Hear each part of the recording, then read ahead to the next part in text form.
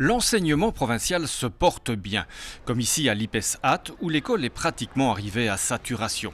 Il faut savoir que cette école a été fondée en 1911 pour enseigner l'agriculture, mais le nombre d'agriculteurs actuellement actifs en Hainaut a fondu comme neige au soleil, et donc la population scolaire spécifique à l'agriculture a diminué dans des proportions semblables.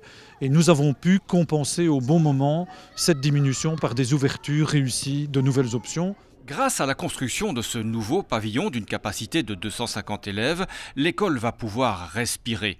Mieux, elle va réaliser des économies d'énergie. Le site est déjà un site pilote, donc c'est déjà un exercice de rationalisation de l'énergie qui est en cours depuis plusieurs années. Et bien sûr, l'extension de ce bâtiment devait s'y affairer. Mais nous n'avons pas fait une nouvelle chaudière, nous n'avons pas fait toute une nouvelle installation. Mais le bâtiment, bien sûr, est basse énergie. Qui dit nouvelle classe dit aussi nouveau projet.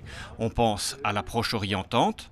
Depuis 4 ans, j'ai fait en sorte que l'ensemble des écoles secondaires provinciales puissent s'inscrire dans l'approche orientante, pas simplement parce que Mme Tollet avait envie mais tout simplement parce que je suis convaincue qu'un élève bien orienté est un élève beaucoup plus motivé.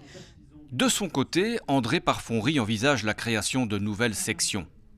Malheureusement, on nous annonce un moratoire sur les nouvelles formations, moratoire qui serait voulu par Mme Milquet. Ça, c'est ma crainte, parce que si les écoles technico-professionnelles comme les nôtres ne peuvent plus ouvrir de nouvelles options, à terme, cela amènera pas mal de difficultés dans toute une série d'établissements scolaires. Mais l'enseignement, ce n'est pas seulement transmettre des savoirs, c'est aussi partager des valeurs.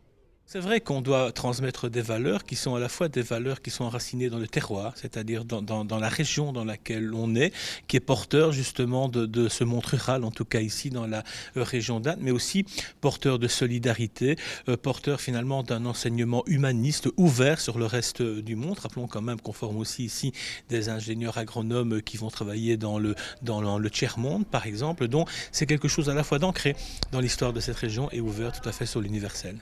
Le nouveau pavillon a coûté 1,5 million d'euros à la province. Davantage qu'un investissement, il faut y voir un placement d'avenir.